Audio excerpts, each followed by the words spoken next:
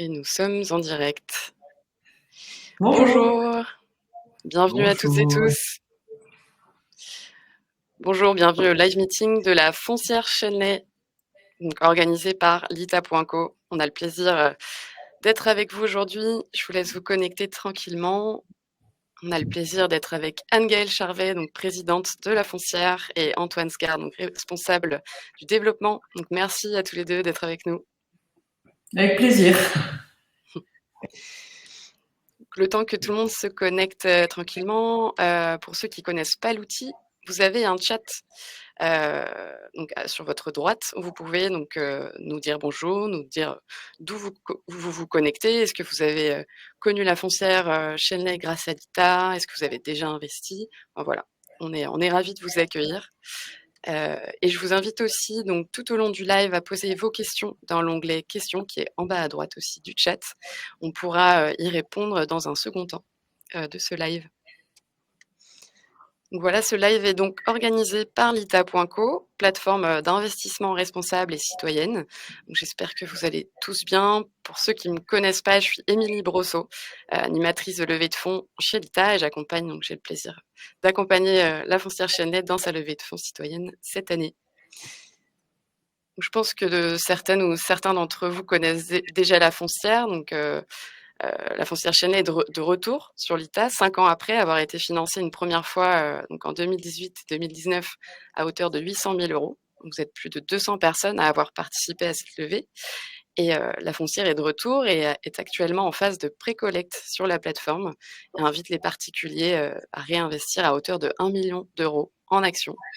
Donc l'ouverture des souscriptions est prévue courant début novembre, autour du 6 novembre prochain.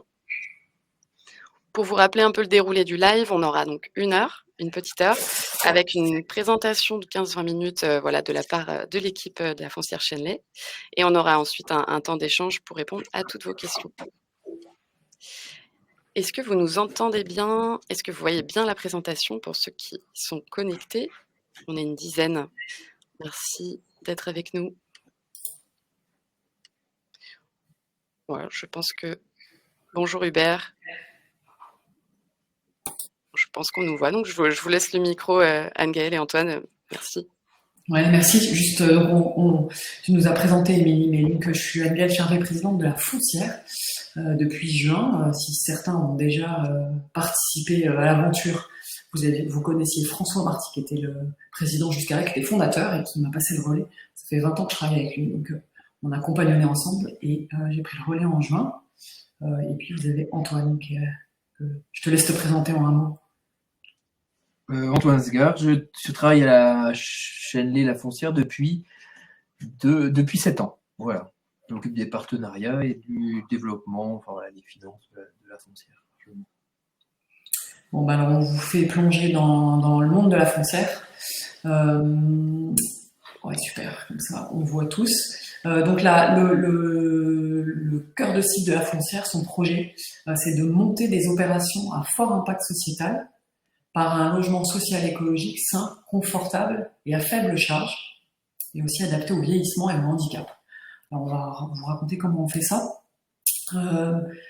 Très rapidement, ça fait 40 ans qu'on a une mission sociale, qu'on existe chez nous. Notre premier travail, notre premier métier, c'était l'insertion professionnelle. Donc ça fait 40 ans qu'on accompagne des gens qui sont en situation d'exclusion vers l'emploi et on les accompagne par de la formation et de l'insertion à l'emploi.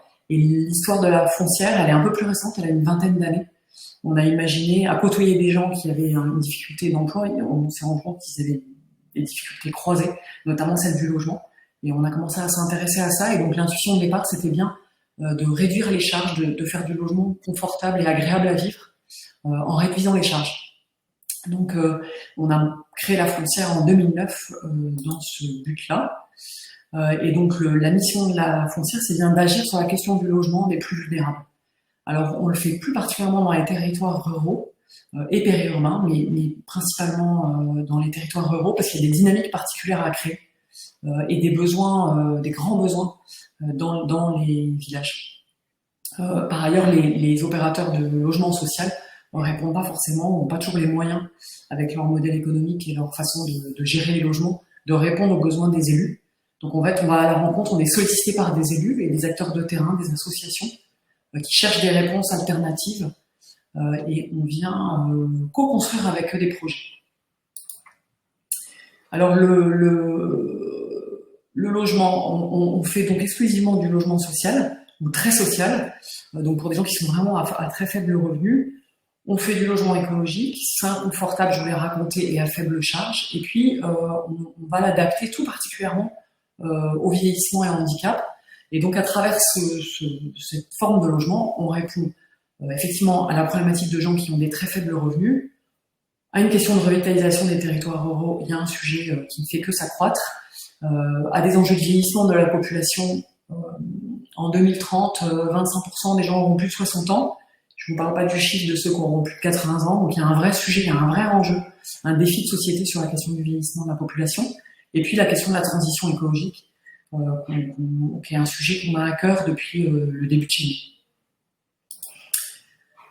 Alors notre sujet, c'est effectivement de co-construire des projets. Nous, on va venir apporter une réponse habitat, par l'habitat à des problématiques sociales et des problématiques de territoire. Et puis on va le faire en écosystème. On vient, nous, travailler avec les élus, avec les acteurs de territoire, et on va imaginer le nombre de logements dont ils ont besoin, la configuration sociale, c'est-à-dire qu'est-ce qu'ils ont besoin, est-ce que c'est des personnes âgées, est-ce que c'est des familles, voilà. Et puis après, on va imaginer avec eux aussi les moyens d'animation de la vie partagée dans les logements. Alors les fondamentaux des projets chez nous, pour que vous compreniez de quoi on parle très concrètement, parce que c'est ça qui nous tient, le concret, la confrontation au quotidien et au concret. On fait des petits ensembles à taille humaine. Le plus gros qu'on ait fait, c'est 27 logements. C'est là où on est capable de répondre à des besoins dans les villages. Du logement social incluant une mixité adaptée aux plus faibles revenus. Les bailleurs sociaux classiques qui font 5% de ce qu'on appelle le PLAI, c'est-à-dire le niveau des plus faibles revenus, le plus bas plafond de ressources. Et on fait aussi du logement social. On mixe un peu les deux propositions. Notre sujet, c'est de faire du logement ordinaire, c'est-à-dire que même sur les questions des béguinages et du vieillissement, en fait, l'idée, c'est de se dire, il faut qu'on crée, il faut qu'on réponde aux besoins qui sont grandissants avec des solutions alternatives et que l'EHPAD, qui est une très bonne proposition, mais il faut qu'elle soit, elle correspond à certains besoins et pas aux besoins de tout le monde. Donc l'idée, c'est aussi de se dire comment on peut vieillir dans son logement, jusqu'à même y mourir, si possible, pourquoi pas, quand on est bien accompagné, mais en tout cas que le logement puisse accompagner toutes les étapes de la vie. Après, nous, on tient beaucoup à une gestion locative de proximité, donc nous, on va faire construire, on va accompagner jusqu'à la vie du logement, les habitants qui rentrent, et on va le faire en partenariat avec des associations qui sont, elles, en grande proximité, de manière à accompagner les gens dans les logements. Et puis, on le fait aussi avec des procédés de construction écologique, avec des équipements performants. Effectivement, ce qu'on visait, c'était les faibles charges, et du coup, ça se fait par plein de moyens au moment de la construction, la façon dont on va positionner les logements sur son terrain, la façon dont on va le construire, les matériaux qu'on choisit, l'étanchéité à l'air, l'isolation, et puis après, dans la façon dont on va équiper le logement, les choix d'équipements pour le chauffage, pour la récupération de pluie éventuellement sur certains projets. Voilà, tout ça, c'est ça qui fait qu'on investit plus au démarrage, mais du coup après dans la vie du logement ça va coûter moins cher et surtout ça va coûter moins cher pour l'habitant. Et puis notre promesse c'est aussi de faire quelque chose de confortable, donc on réfléchit à la façon dont sont agencés les espaces, à la luminosité dans le logement, aux tailles des pièces, et puis on a aussi réfléchi en utilisant beaucoup d'éco-matériaux, on a pas mal travaillé sur l'impact santé du logement, les questions d'humidité et aussi d'émanation dans le logement, qui ont un impact direct sur la vie des habitants, quel qu'il soit. Et puis on a un enjeu plus global auquel on s'attache, qui est de réduire l'impact carbone du bâtiment. Et donc on construit structure bois, isolation biosourcée. Et enfin, on va travailler sur l'accessibilité PMR, donc comment ce logement est accessible pour des gens qui ont une réduction de leur mobilité, quelle que soit la raison.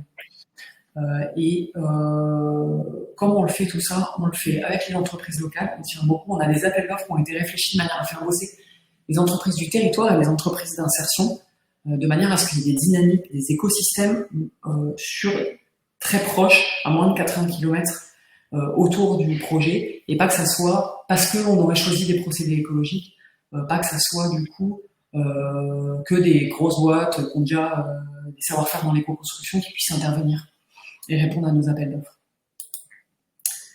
Alors là, vous voyez quand même quelques photos, parce que là, je vous ai raconté ce qu'on fait, mais c'est quand même pas mal de le voir. Donc voilà, vous voyez quelques exemples de construction et de réhabilitation. On a fait beaucoup de construction neuve, et puis on s'est lancé dans la réhabilitation beaucoup plus récemment. Aujourd'hui, la foncière, donc depuis le 2009, c'est 250 personnes relogées, 116 logements réalisés. On fait à peu près 30 logements par an. Je vous l'ai dit, on fait beaucoup de PLAI, de très social. Et puis, vous voyez notre empreinte carbone. C'est tout petit, en même temps, on est quand même fiers de tout ce qu'on a construit avec nos partenaires, et en même temps, c'est tout petit. Notre vocation, c'est évidemment pas de couvrir le parc de logement social et d'apporter des réponses à toutes les personnes qui vieillissent en France. Par contre, c'est de prouver qu'on peut faire, ou en tout cas d'essayer de participer à démontrer qu'on peut penser des modèles autrement, tant sur la question de la construction écologique que sur la réponse aux habitants et au confort des habitants dans leur logement. Et donc plutôt de venir se positionner dans l'écosystème des gens qui réfléchissent à ces sujets et qui ne font pas que réfléchir, et de manière très concrète prouver qu'on peut faire différemment. Alors on intervient sur un territoire national. Vous voyez là un peu la carte de nos projets de construction et de réhabilitation. Donc je vous le disais, on intervient beaucoup avec des entreprises d'insertion. On se refait pas, nous on est de cet univers-là au démarrage. Donc on essaie d'interagir avec des structures d'insertion et des PME sur nos projets. Alors l'équipe foncière, c'est une petite équipe. Vous voyez un peu les visages des gens qui montent tous ces projets au quotidien. Donc globalement, on est une toute petite équipe avec un pôle fort sur le montage des opérations et sur l'invention de l'animation des habitants. Et puis des gens qui sont des gens de chantier, qui sont sur le terrain pour faire émerger les maisons chez nous. Et puis après, une petite équipe qui essaie de pousser les projets.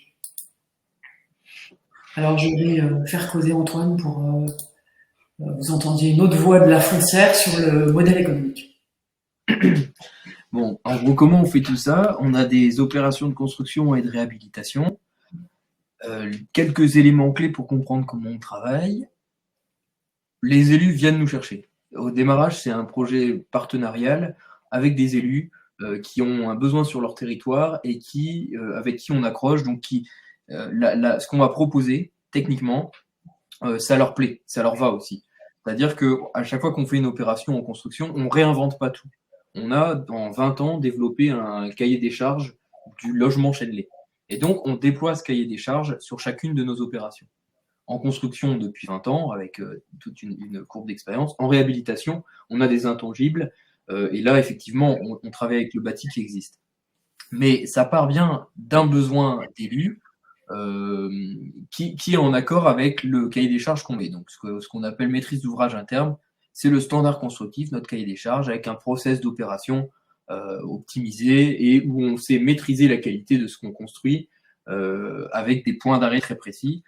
Une maison, elle est de qualité et elle a de faibles charges si on a une bonne étanchéité à l'air. C'est-à-dire que vous pouvez couvrir votre toit de panneaux photovoltaïques.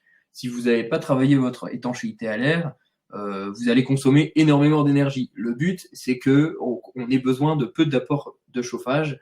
Donc, et ça se travaille avec cette notion clé de l'étanchéité à l'air que je répète encore une fois. Voilà. Donc ça, c'est notre maîtrise de l'objet qu'on construit partout en France, c'est clé. Et ça, c'est accepté par les élus qui nous viennent sans prospection commerciale parce qu'ils entendent parler de nous par bouche à oreille. Et donc nous, à la foncière, vous l'avez vu dans l'équipe, il n'y a personne qui est en charge d'aller prospecter, de faire des salons pour aller chercher du boulot. On reçoit des messages, des appels, et on y répond, on se rencontre, et c'est du lieu de la rencontre, du lieu de l'adéquation entre ce qu'on fait et les besoins qu'il y a, qu'on se dit, allez, on y va pas. Et quand on y va, nous, on travaille en bail amphithéotique, c'est-à-dire qu'on demande à la commune de s'engager fortement avec nous, de nous céder un foncier pour marquer le partenariat. Ça a l'enjeu aussi ça a l'enjeu d'impliquer la commune sur la seconde partie qui est la vie du bâtiment, qu'on réfléchit dès la première rencontre, c'est-à-dire qui va gérer le logement. On est dans les Alpes de Haute-Provence, il y a 4 logements c'est clé pour la survie le maintien de l'école du village. Ça peut permettre de faire arriver de nouvelles familles, ok, mais on est très loin d'un gestionnaire locatif social qui pourrait intervenir. Comment on s'implique? Alors là, dans le cas que je vous raconte, c'est la mairie qui a décidé avec son CCAS, elle a un CCAS, donc elle a les moyens pour accompagner les gens et faire vivre le bâtiment, et donc qui a accepté dès le départ de prendre cette mission. Ce qui rend le projet, on est lié, c'est le projet de la commune, c'est le projet du territoire. Parce que c'est un foncier qui a mis à disposition, il y a une gestion dans laquelle la commune peut trouver son implication, et puis c'est les entreprises du territoire qui l'ont réalisé. Donc ça aussi, ça change l'image du logement social. On essaie de créer une dynamique en fait autour de ces projets. Donc dans le mode modèle économique, ça se traduit par ces 4 points du coup que je synthétise: pas de prospection, un foncier mis à disposition, une maîtrise de l'objet construit en interne, et puis une gestion locative en partenariat, soit avec la commune, soit avec des acteurs spécialisés du territoire. Voilà. Ce qui, par ailleurs, réduit le risque d'impayé et de vacances à très peu, vu qu'on a on a calibré les projets pour les territoires. Comment ça marche? À chaque fois qu'on fait un projet, on va voir très rapidement l'État. Est-ce que vous êtes d'accord pour faire du logement social sur ce territoire? Ça se passe grosso modo comme ça. Et s'ils sont OK, on a un agrément logement social et on peut aller mobiliser les autres financements du logement social classique. Donc on va avoir des subventions par les collectivités territoriales, et puis on va avoir surtout l'emprunt de la Caisse des dépôts. Ce sont les fonds du livret A qui nous permettent d'investir. Voilà. Et nous, l'emprunt sur nos opérations, ça près 24% du prix. Et cet emprunt est remboursé par les loyers, avec des hypothèses très conservatrices que la Caisse des dépôts nous fait prendre. Donc, ça, c'est très, c'est très encadré. Sur les subventions, on a une moyenne de 30%, donc je vous disais, de subventions par opération, c'est-à-dire que on va avoir les subventions du logement social classique. Puis après, on va aller chercher tout un panel de subventions auprès d'acteurs qui ne s'intéressent pas forcément au logement social habituellement, mais en fait, quand on leur fait regarder nos projets, on leur dit, mais regardez, si vous investissez si vous nous aidez à investir dans un logement de grande qualité énergétique, vous allez avoir un impact sur les factures. Au lieu de payer des factures d'énergie des gens en précarité, vous allez investir dans du logement de qualité. Comme ça, c'est un coût évité sur le long terme. On fait rentrer dans une logique globale. C'est d'un coût sociétal global et pas uniquement d'un coût financier. C'est pareil sur la question des mutuelles qui nous soutiennent ou de la caisse d'assurance retraite, la CARSAT, notamment en France. Ils nous soutiennent parce qu'ils disent en investissant dans du logement adapté, les gens peuvent rester à domicile plus longtemps, payer des places en institutions spécialisées, c'est très coûteux pour la société. Donc on est encore là, une fois, dans une réflexion globale sur comment est-ce qu'on se projette financièrement. Et donc, sur le long terme, si on avait regardé le logement social qu'au regard de sa capacité financière, on aurait construit un logement social beaucoup moins cher, mais pas adapté vieillissement handicap et avec une performance énergétique plus faible, et donc avec des problématiques d'impayés et de locataires en difficulté. Et ce qui nous permet de construire plus cher, c'est l'investissement solidaire. C'est tous les investisseurs solidaires, dont les investisseurs LITA depuis le démarrage, parce que ça nous permet de compléter le plan du financement du logement social, du logement. Et vous nous confiez votre argent sur le long terme pour qu'il ait du sens, de l'impact sur les territoires, et puis en termes de risque, vous investissez à peu près un peu moins de la moitié d'un bien en fait. Et le reste, ce sont des subventions et un emprunt qui est remboursé par les loyers. Donc en termes de risque, il y a un immobilier tangible qui reste derrière. Bon, ça c'était un peu rapide, mais vous allez voir, pour expliquer un petit peu plus peut-être les conditions, voilà. Qu'est-ce que c'est qu'investir dans la foncière Châtelet? En gros, c'est d'abord un placement solidaire. On a le mandat SIEG, donc en fait, on fait partie des quelques structures qui peuvent continuer à donner des réductions fiscales sur le long terme parce qu'on a une vraie mission d'intérêt général. Donc, ce qui permet clairement avec votre investissement 25% de réduction fiscale sur votre impôt sur le revenu. Vous avez, comme je vous le disais, vous mettez un peu moins de la moitié du prix de la maison. Donc, et vous avez un immobilier derrière qui a une capacité à prendre de la valeur parce que, alors, les loyers sont conventionnés, c'est-à-dire que c'est du logement social, donc il y a financièrement, vous avez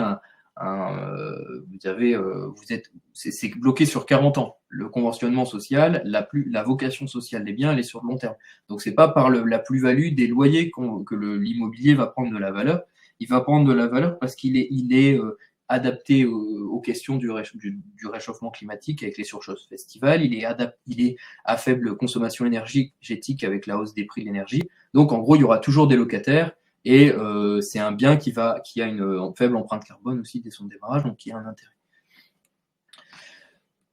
Historiquement, depuis le début de la foncière, il y a un TRI qui est à 1,5, voilà, qui a été un peu plus élevé sur les 5 dernières années, mais en plus, on a une politique de valorisation de la part qui va suivre, qu'on travaille avec notre conseil de surveillance, parce que on estime qu'il y a une valorisation naturelle de la société qui se fait par ses actifs, par son image aussi, et la qualité des maisons qu'on fait et qui est demandée. On noue des partenariats pour développer ça aussi.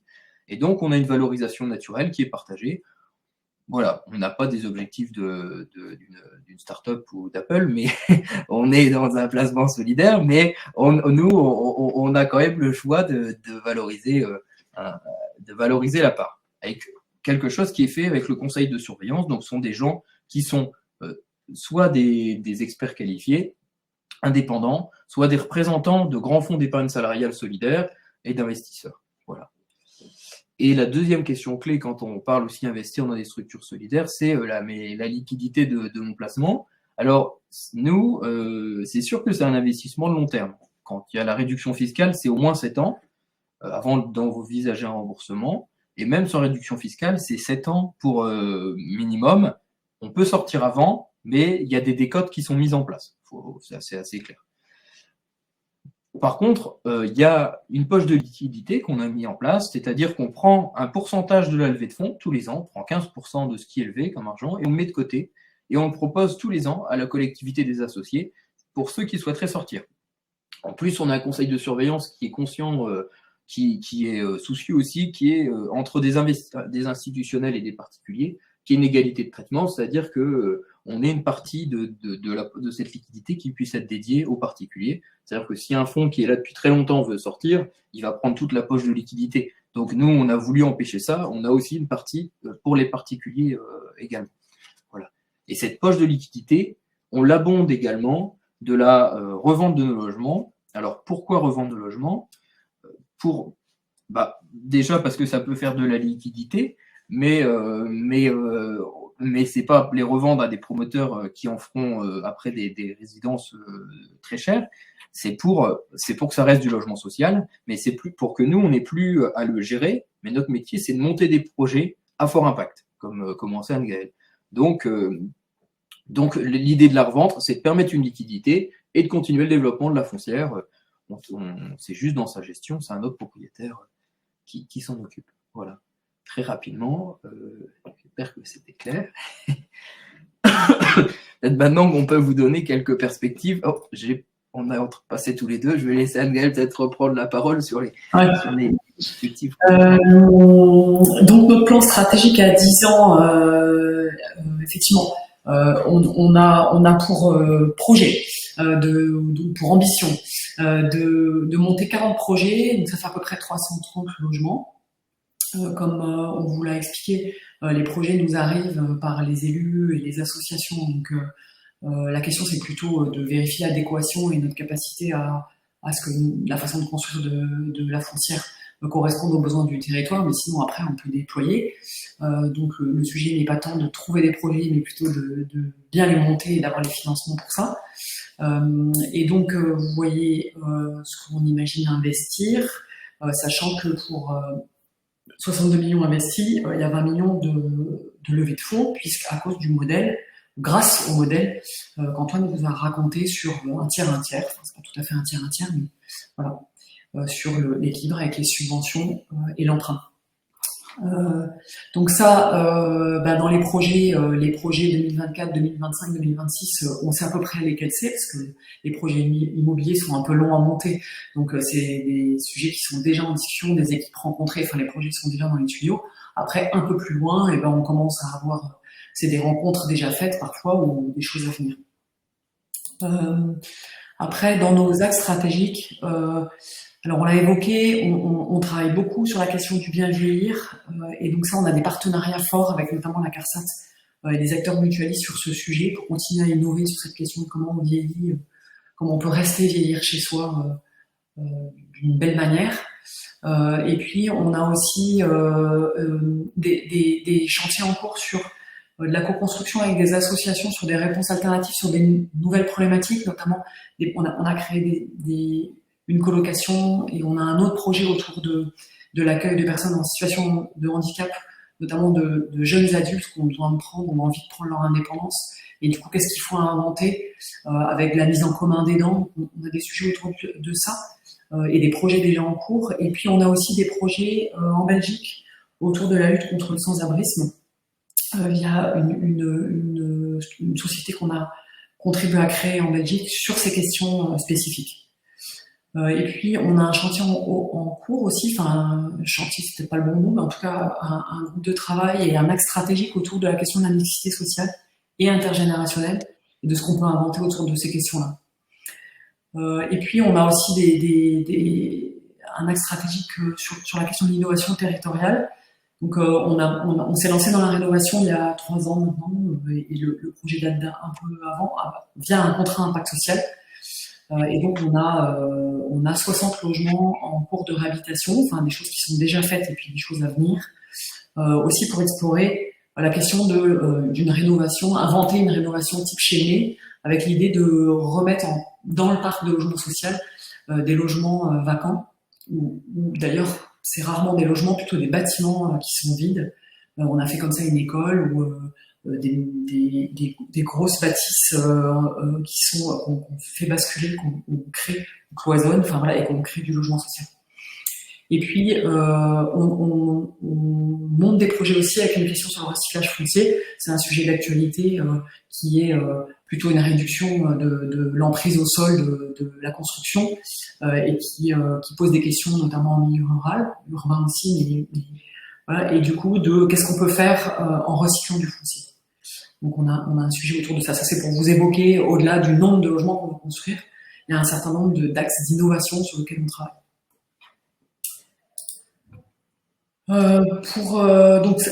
Là, restons dans les chiffres. Après, peut-être je vois qu'il y a des questions sur des sujets que je viens d'évoquer, mais sur lesquels on reviendra après. Notre levée de fonds 2023-2025, elle a une cible à 7,5 millions. On a déjà pour 2023 des choses qui sont acquises, qui sont une levée de fonds auprès d'Amundi, qui était un actionnaire déjà de la foncière et qui remet des financements. Et puis Fédéral Finance, là, qui s'est fait en début 2023. Voilà un peu le contexte dans lequel vous pouvez venir participer. Et je suis au bout, je crois que c'est ma diapo finale. Elle est un peu aride, elle est sur la levée de fonds, mais c'est un sujet pour nous, c'est d'avoir les moyens effectivement de continuer à faire grandir notre impact social. Et peut-être que du coup on peut apporter des réponses à quelques questions que vous avez posées. Émilie, oui, tout à fait. Je te laisse dans le lien. Ça marche. Mais merci beaucoup à tous les deux pour cette présentation très claire. On a quelques questions en effet. Avant toute chose, je voulais préciser que l'équipe de l'ITA a très à cœur de collaborer avec la foncière Chenley depuis plusieurs années. Ça s'inscrit dans la suite à la rencontre de François Marty et Eva Sadoun il y a quelques années maintenant. Et voilà, ça a permis cette collaboration aussi sur le long terme. C'est parce que la foncière apporte concrètement des solutions sur les territoires pour lutter contre les inégalités sociales et la précarité énergétique. Donc, vous pourrez, participantes et participants, voilà, consulter le dossier qui sera mis à disposition sur la page l'ITA, où vous aurez justement les raisons pour lesquelles l'ITA a choisi de refinancer la foncière Chênée à travers sa plateforme citoyenne. Donc on est ravis de prendre vos questions. Donc, je vais peut-être commencer dans l'ordre plutôt chronologique. On avait une première question de Victoria qui demandait: bonjour, quels projets seront financés avec cette nouvelle levée? Donc vous en avez un peu parlé sur le nombre par rapport au plan stratégique. Est-ce que vous auriez des exemples de projets? Ouais. Alors, Tu veux y aller, Antoine? bah, vas-y. Ouais, je vais compléter. Pour vous donner quelques idées de projets qui sont on va dire dans les tuyaux, pardon l'expression. Par exemple, on a un béguinage à Pontoise-les-Noyons qui est en cours de construction. Et donc là, l'idée, c'était la réponse à des élus. Pontoise-les-Noyons, c'est dans l'Oise. Et ça, c'était des élus qui veulent apporter une réponse aux personnes âgées de leur territoire pour que les gens puissent rester en fait dans le village. Et alors c'est sympa, c'est juste derrière, c'est accolé à la mairie. Ils avaient un terrain qu'ils ont libéré, enfin qu'ils ont rendu disponible pour ça. Et en fait, il y a l'école juste à côté. Et donc du coup, il y a des espèces de circulation en fait pour aller dans le centre du village. Les personnes âgées, elles vont circuler devant l'école. Enfin voilà, donc il y a une espèce de petit îlot comme ça au cœur du village, très vivant, autour du béguinage. Après, un autre projet qu'on a par exemple dans l'Oise aussi, après j'irai peut-être un peu plus loin, là aussi c'est un béguinage. Donc là c'est 27 logements, c'est une grosse opération pour la foncière. Et là il y a une partie rénovation, c'est intéressant en termes de projet, là pour le coup de construction et d'habitat. Pareil, au cœur du bourg, avec un béguinage avec des personnes âgées, et donc une partie en réhabilitation, une partie en construction neuve. Et là, ce qui est intéressant, c'est que c'est un partenariat. On va faire un partenariat avec une association qui s'appelle Béguinage Solidaire, qui est venue nous chercher pour ce projet, en disant ils montent des projets de béguinage et ils ont une animation particulière autour de la vie partagée en fait entre les personnes. Donc là, c'est un joli partenariat pour nous. Je l'ai déjà évoqué, mais en fait, l'histoire de la foncière, et Émilie, tu le rappelais, c'est une histoire de rencontres et d'aventures humaines. C'est-à-dire que bien souvent, c'est parce qu'il y a une rencontre, parce qu'il y a une association qui a un projet, nous, on vient apporter. François, qui a créé la foncière, il disait dessinez-nous le mouton, nous on fera le carton. Et donc des fois on fait ça avec les élus ou avec les assos, on le fait pas des fois, on le fait à chaque fois. Et c'est toujours des co-constructions avec d'autres acteurs en fait, comme on le fait avec l'ITA, où nous, lever des fonds auprès des particuliers, on ne savait pas faire, et en même temps ça nous intéressait, on trouvait que ça faisait sens dans l'histoire de la foncière, et du coup on l'a fait en partenariat. Et après, pour vous raconter un autre projet, puis après vous m'en demanderez d'autres, mais comme on en a plein, je ne vais pas vous tenir après l'heure. Après, par exemple, à Charleville en ce moment, ça c'est intéressant, c'est un autre public. On est en train de construire des logements pour les gens du voyage qui sont accompagnés sur de la sédentarisation. Ils sont installés à Charleville sur des terrains depuis très longtemps. Ils étaient en caravane et certains qui sont donc là, ils sont implantés là, ont demandé à bénéficier de logements. Et donc en fait, la mairie de Charleville est venue nous chercher pour construire ce projet avec l'idée il y a une partie que la foncière fait pas, mais qui est ce qui s'appelle des terrains familiaux, je crois. C'est-à-dire que c'est des pièces de vie. Ils vont venir coller la caravane. Donc ils veulent garder leur caravane. Et puis certains ont demandé à avoir du logement, et là ils vont être dans des maisons de la foncière chez nous. Donc c'est un projet global. Avec toute cette aventure qui est de les accompagner sur comment ils ont envie de vivre dans un logement, quoi, et comment nous, notre logement peut accompagner une étape de plus dans leur implantation sédentaire, on va dire, quoi. Oui, c'est presque de l'adaptation sur mesure en fonction des besoins des différents publics. Et l'adaptation, elle se fait bien souvent. On a beaucoup travaillé sur le logement en tant que tel pour qu'il soit adapté aux habitants, et au fur et à mesure du temps, on a pu l'adapter à différents types d'habitants. Et après, l'adaptation, elle se fait beaucoup dans la façon d'interagir et avec les assos qui vont après accompagner, et de comment nous, on va continuer à être impliqués, à pas juste céder le logement et puis après s'en laver les mains, mais plutôt d'accompagner dans le temps la vie des habitants. Merci beaucoup. Il y aura d'autres projets illustrés dans le dossier aussi qui sera Ouais, mis à ouais, disposition, prochainement. En effet, il y en a plein. Merci Notre beaucoup. site internet est un peu ringard, mais pardon, excuse-moi, mais tous les projets sont tous sur les le projets site qui sont. internet. OK.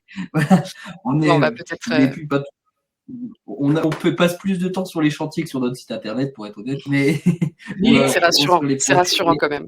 mais au moins vous pouvez aller repérer des petits noms de villages, voilà, et vous voyez tiens, ils sont là, c'est pas loin de chez moi. On a une autre question justement de Victoria qui demandait, si vous aviez, des projets prévus dans de nouvelles régions. Ça pourrait ouais, être l'occasion de rappeler aussi dans quelle région vous êtes, présent aujourd'hui. ouais. C'est surtout juste un tout petit peu en arrière sur comment on est présent dans les régions. En fait, quand l'équipe a décidé de se lancer et qu'on a créé la foncière, euh, c'était un moment où globalement le gouvernement français avait plutôt dans l'idée de diminuer le nombre de foncières et de créer des gros acteurs. Et bon, alors nous, on a eu la bizarre idée de se lancer à ce moment-là.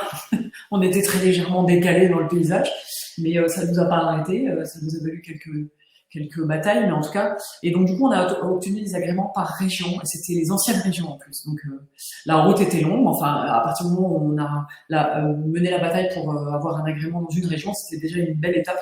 Et du coup, après, derrière, ça a quand même ouvert des portes. Donc, aujourd'hui, on est agréé pour les Hauts-de-France. Et on a construit dans ce territoire, donc au début Nord-Pas-de-Calais, puis plus large maintenant dans l'Oise, Centre Val-de-Loire, PACA, qu'est-ce que j'oublie Antoine, tu vas compléter si j'en oublie. Ouais, il y a Centre Val-de-Loire, Pays de la Loire qui est collé, Ouais, c'est ça. Normandie, et puis le Grand Est, où Voilà. historiquement on est en Champagne-Ardenne surtout. Et justement, les nouveautés, c'est plutôt, on a été sollicité pour des projets dans les Vosges, donc plutôt dans le Grand Est, et puis en Auvergne-Rhône-Alpes, dans la Drôme. Voilà. Donc ça, c'est les territoires J'ai des rencontres faites là, ouais. OK. et plus la Picardie qu'on développe assez récemment, quoi, aussi. En fait, l'Oise, cette partie-là où en fait il y a pas mal de demandes aussi pour des projets de béguinage, enfin de logement personnes âgées, ou en intergénérationnel. Ouais. Oui, donc vous êtes présent dans 7-8 régions, au niveau national. Et avec des projets plus ou moins avancés, mais en tout cas, effectivement, avec des agréments qu'on a obtenus pour continuer à élargir en fonction des projets qui existent. Merci beaucoup. J'espère que ça répond bien à vos questions, Victoria. N'hésitez pas à nous le confirmer dans le chat. On a des questions. Alors, une question de Hubert qui rejoint aussi une nouvelle question de Marina, qui est déjà, comment êtes-vous affecté par la crise du marché du logement? Ouais, alors on l'est. On n'est pas épargné. Bon, quand même, il y a un sujet qui est que je le prends par la partie constructeur ou la partie très concrète de la construction. On est impacté par les hausses des coûts d'énergie. Enfin, en tout cas, les entreprises qui répondent à nos appels d'offres sont impactées directement par un certain nombre de hausse de coûts, masse salaire, enfin sur les salaires, sur les énergies et sur les matériaux, en gros, si je simplifie. Bon alors en fait, on a plutôt été quand même un peu moins impacté en proportion, parce que on avait ce site particulier de travailler déjà sur des matériaux un peu haut de gamme, on va dire, tous les matériaux biosourcés ou les équipements, et du coup la hausse elle est proportionnellement moins grande. D'accord. Donc ça c'était quand même plutôt une bonne nouvelle. Et par ailleurs, on a ouvert un chantier sur la question de l'optimisation de nos coûts à la foncière. Donc toute l'équipe technique travaille sur comment on évite que les coûts flambent et comment on fait un peu aussi, on arrive à compenser. Alors évidemment, la courbe d'expérience de la foncière fait que on arrive à travailler. On a une expérience quand même de plusieurs années et d'un certain nombre de logements. Et puis on travaille en partenariat avec Chéné, qui est l'association d'insertion, qui fait aussi la construction. Et donc, du coup, on peut agir avec d'autres acteurs de l'éco-construction qui ont du recul. Et donc, du coup, savoir quel effet levier pour maîtriser nos coûts. Après, sur la question de la crise de l'immobilier au sens un peu plus large, bon, alors on n'est pas impacté par la question on n'est pas impacté comme le seraient des constructeurs, par exemple, bois qui travaillerait pour des particuliers qui n'arrivent plus à emprunter. Ça, pour le coup, cette partie-là ne nous impacte pas puisque on est sur du logement social. Et après, bah, effectivement, c'est une très bonne question qui est que nos loyers sont plafonnés. Alors, ils sont quand même, ils subissent quand même des augmentations avec toute la difficulté que ça représente. Et on est quand même, nous, sensibles à ce sujet que ça représente pour les gens qui ont un très faible revenu. Parce qu'effectivement, bah, ils sont quand même si nos loyers sont plafonnés et même si je fais un petit détour par la question des charges, c'est-à-dire que nous, on s'est toujours soucié de savoir comment les gens pouvaient avoir des charges plus faibles, des consommations plus faibles. Bah, pour autant, ça augmente quand même, et ça, nous, on ne peut que le constater, sachant que bah, ça augmente beaucoup moins que dans un logement social classique. Et pour autant, ils sont quand même impactés, et donc ça continue à creuser des écarts entre des gens qui se précarisent plus. Après, nous, bah, la chance, c'est qu'effectivement, comme c'est quelque chose sur lequel on a conçu nos logements adaptés pour ça, on continue à avoir très peu d'impayés. Pour l'instant, on arrive à tenir, probablement grâce au choix qu'on a fait dans le logement et dans les équipements. Ça fait que les gens arrivent encore à payer leurs charges et on n'a globalement pas une flambée des situations de surendettement et de charges. Après, et ben on a quand même effectivement, on est impacté par la question des hausses des taux sur les emprunts. Antoine, tu veux en dire un mot pour être un peu complet là-dessus, sur les prêts de la caisse, des choses comme ça?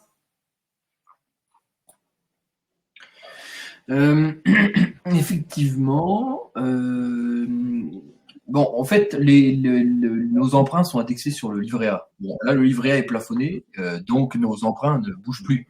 Nos taux d'emprunt ne bougent plus. Faut savoir qu'en fait, quand on emprunte à la Caisse des dépôts, on monte sur 40 ans. Donc, on emprunte de l'argent sur 40 ans. Donc, les équilibres aussi sont très différents. On n'a pas de tout à coup la Caisse des dépôts nous empêche pas d'emprunter. C'est très différent comme on va avoir un banquier classique. On travaille avec une institution qui est dédiée à financer le logement social. Donc on n'a pas de restriction à ce niveau-là. La Caisse des dépôts nous fait monter l'emprunt sur 40 ans avec des hypothèses très conservatrices et avec un taux long terme. C'est-à-dire que alors aujourd'hui, le taux long terme qu'ils nous font prendre pour le montage n'a pas encore été revalorisé. C'est-à-dire que il est toujours à 2%. Donc on emprunte à 2% sur 40 ans. Enfin, on n'emprunte pas à 2% sur 40 ans. Le taux pour le montage d'opération est à 2%. Dans les faits aujourd'hui, sur le PLAI, le trait social, on paye 2,8%. Mais les 3 dernières années, le taux du livret A, qui a baissé très fortement, nous permettait d'avoir une très faible charge financière, donc beaucoup plus faible que ce qui était budgété. Donc il y a un lissage sur l'emprunt qui va se faire sur la durée. Entre des années où on va payer plus d'intérêts financiers que ce qui était prévu en prévisionnel et des années où on paye moins. Et donc, ça, plus les provisions que la Caisse des dépôts nous fait prendre, qui sont très importantes, on a un équilibre d'exploitation par projet qui se fait naturellement. Les loyers permettent largement de rembourser les emprunts, même avec un contexte de taux comme aujourd'hui. Voilà. Merci Alors, beaucoup. sachant aussi que les loyers ont augmenté, c'est-à-dire qu'ils ont été revalorisés de 3,5%, ils le seront encore en janvier. Donc, il y a une revalorisation des loyers qui est plus importante que la hausse du prix de l'emprunt pour le moment, puisque le PLAI, c'est 2,8% actuellement qu'on paye, le PLUS, on est à 3,6% et le PLS, 4,2%. Mais on a très peu de PLS, donc en fait, on est très peu impacté par... et donc, on a des augmentations de loyer qui permettent aujourd'hui de payer le PLAI, l'augmentation du prix de l'emprunt PLAI. Merci Pour pour être très vos exhaustif, un peu réponses. technique, mais Ouais, ce que j'allais dire, faut pas le lancer Ah oui, c'est trop très loin, technique. ça va être après sur Oui, de toute ça façon, ce devient, sera ouais, plus détaillé dans le dossier aussi, mais c'est bien ouais. aussi de...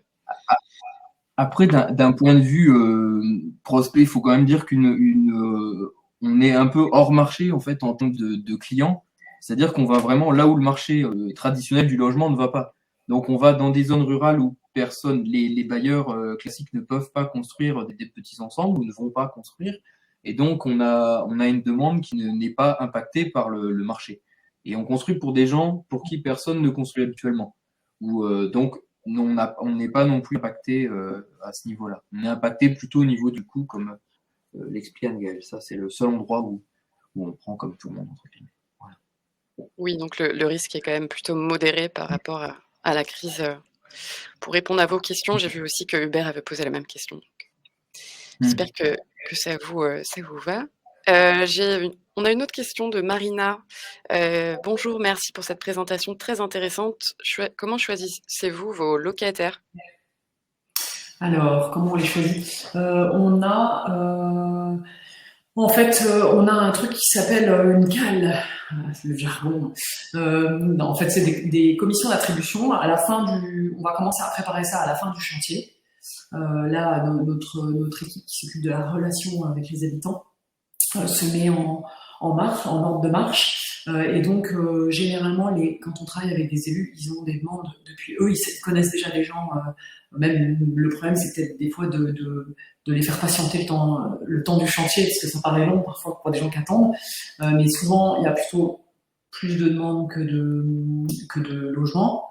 Nous, la seule chose qu'on va vérifier, c'est que les gens ont les revenus qui correspondent, les plafonds de revenus qui correspondent au plafond, enfin à nos logements. Donc ça va être, on va le faire avec ce qu'on vous a raconté, qui est l'association qui gère la gestion locative. Eux, ils vont vérifier ces critères de plafond de ressources. Et après, on va rencontrer les habitants pour vérifier 2-3 petites choses sur leur envie de vivre dans un logement.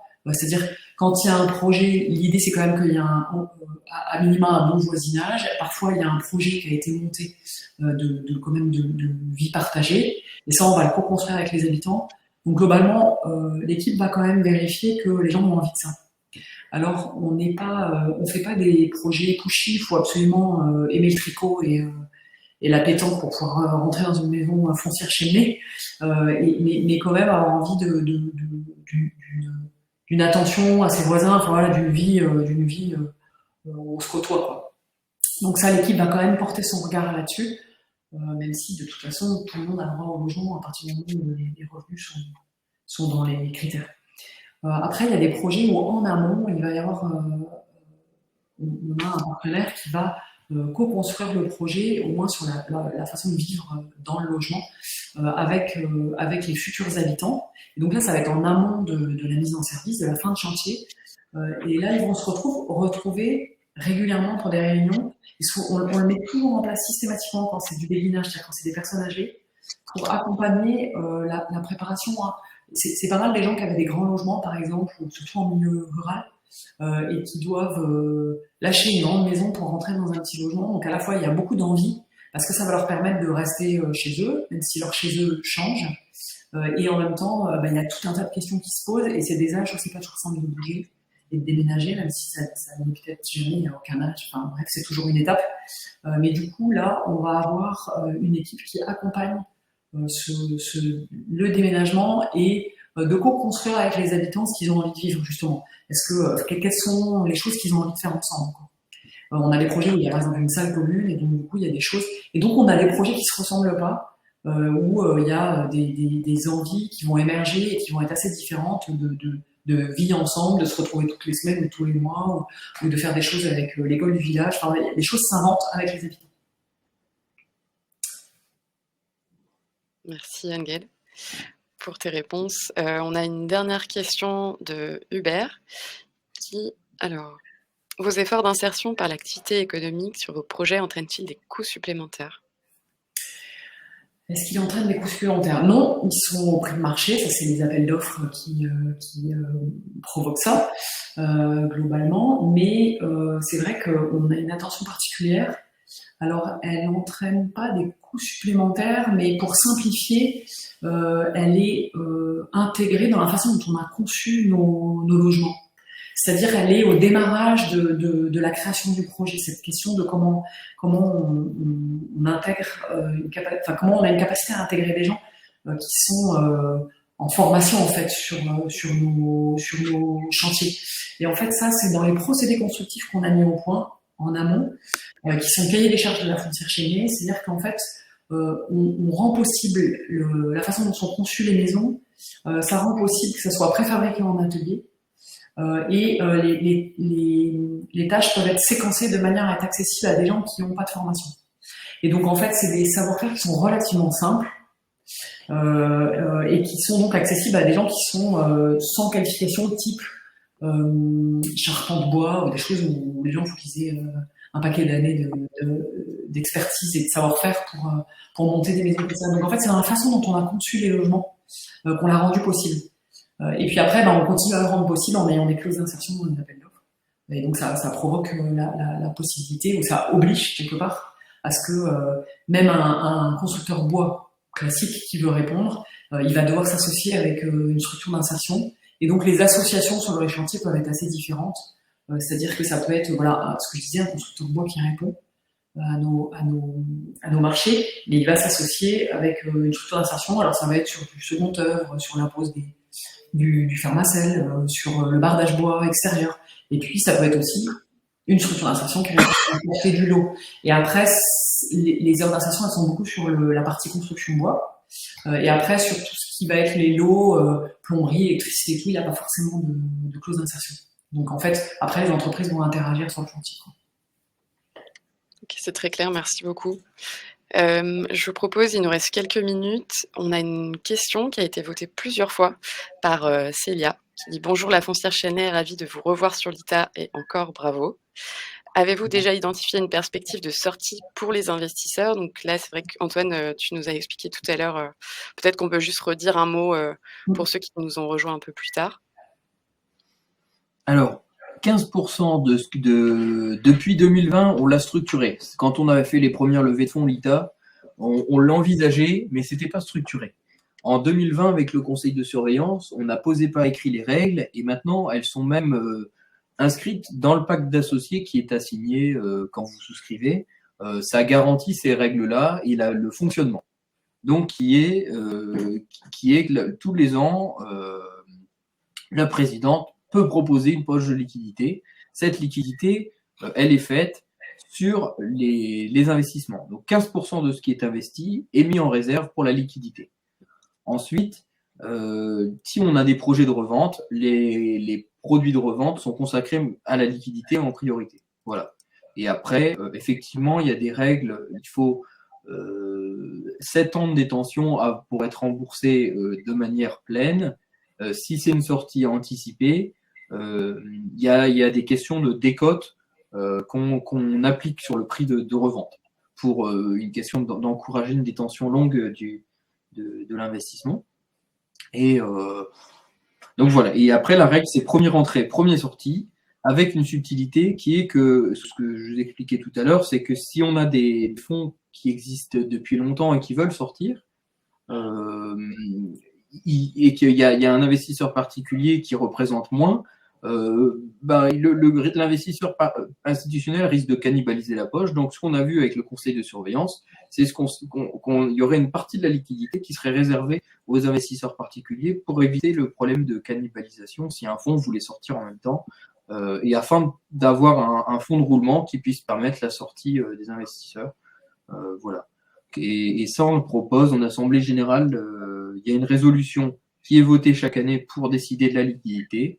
Et il faut écrire au président avant la fin d'une période donnée. On laisse 3-4 mois. Et le conseil de surveillance se réunit, il examine les demandes et ensuite le remboursement intervient. On a un processus qui est bien normé, transparent, voilà, qu'on a mis en place. Ça, c'est vrai que c'est un changement depuis 2018. On avait l'idée de le faire et on l'a fait.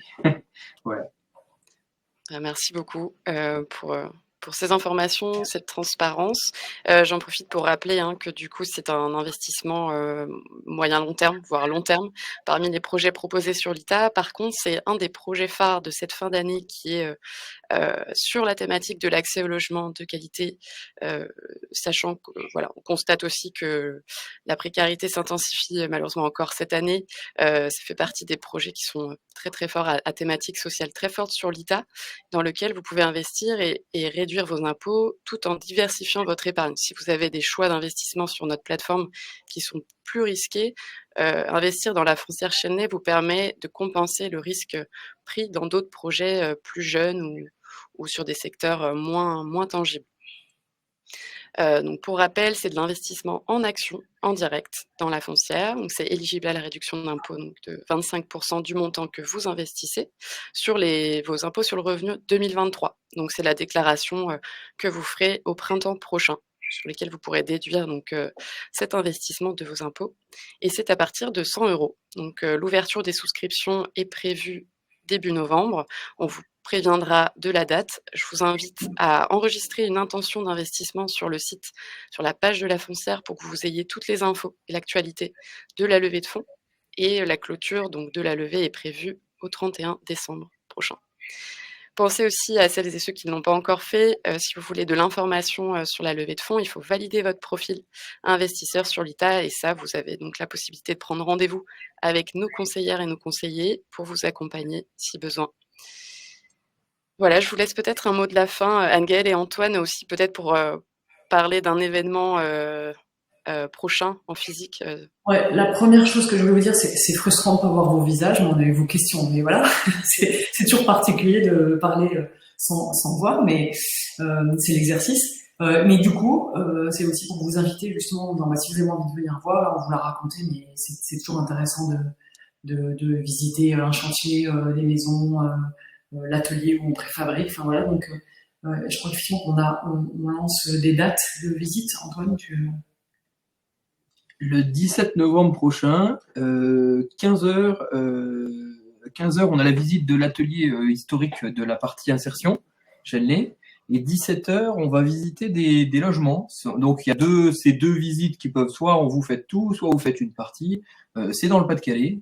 Vous n'êtes peut-être pas forcément tous du Pas-de-Calais, ceux qui nous suivez, mais en tout cas, il y a des trains qui viennent jusque dans le Pas-de-Calais.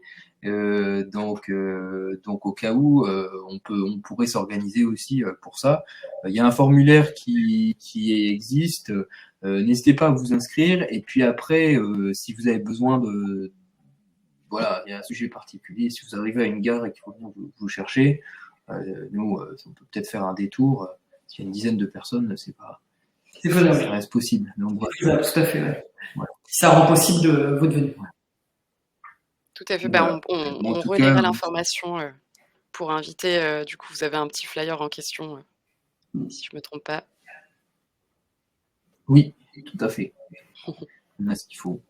Voilà. Eh ben, merci en tout cas. Merci à vous tous de prendre ce temps-là.